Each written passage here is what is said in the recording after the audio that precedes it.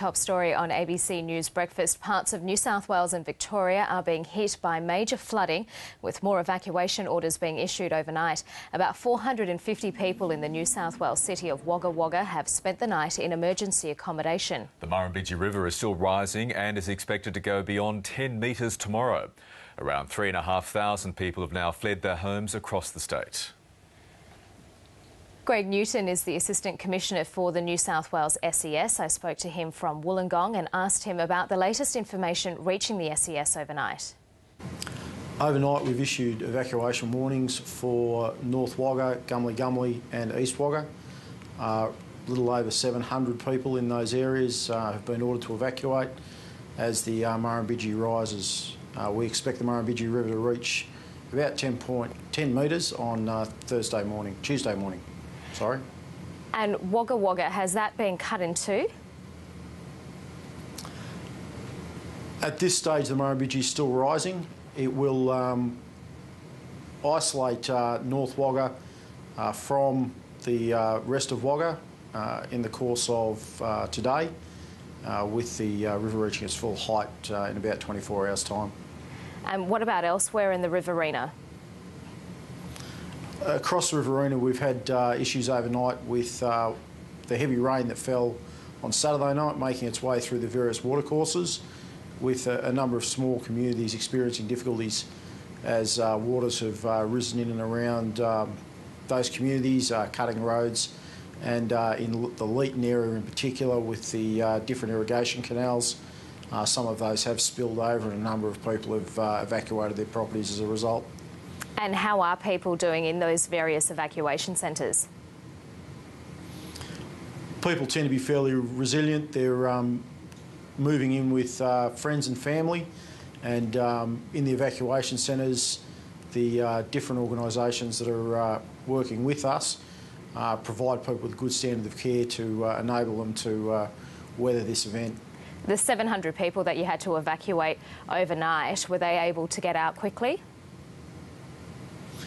The majority of the evacuation was carried out overnight, so people did move quickly. A lot of people were able to make preparations on their properties as well to make their properties a bit more resilient for the floodwaters whilst they were away.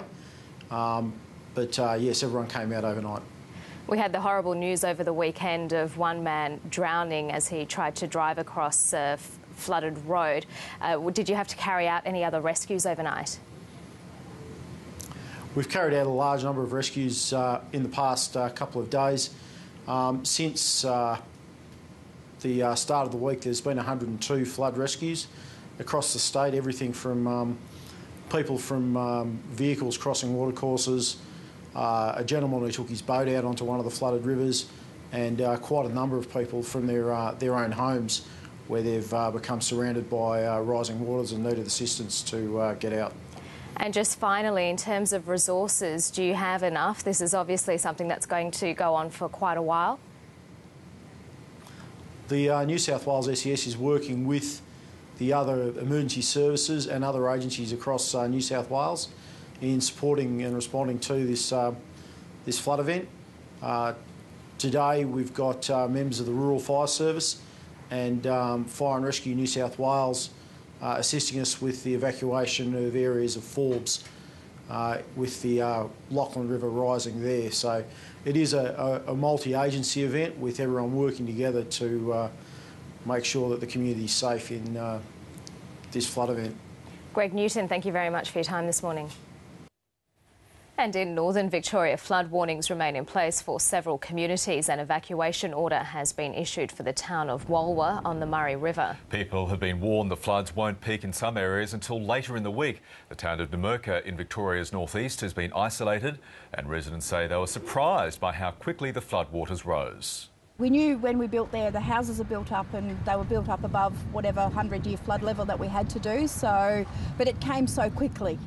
And I don't think anybody expected it to come so quickly. When I woke up, it was at our back fence. This morning when you woke up, everything's under. So the fish are gone. The locals here are very resilient. They're positive in our interactions. Seeing the uniform, I think, increases their morale. and we've had a great time in assisting them. We were surprised with the amount of flooding. However, now that we've seen what it can do, we know what sort of effort needs to go into the anticipated areas to follow.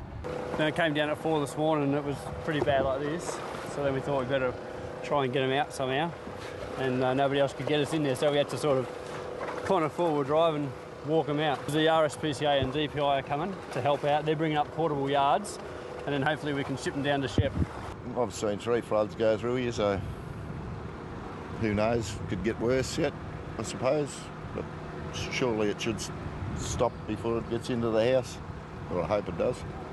We'll be in trouble.